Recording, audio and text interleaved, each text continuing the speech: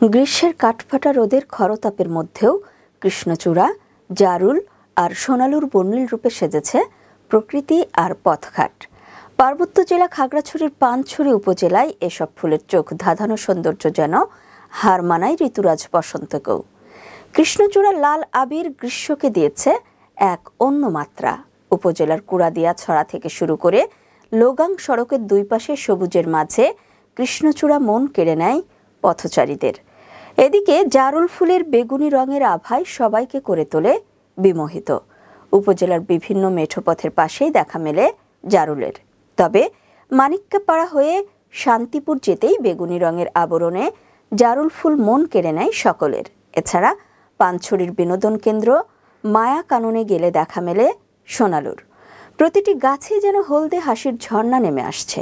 কানের দুলের মতো দুলতে থাকা এ ফুল আকৃষ্ট করছে দর্শনার্থীদের।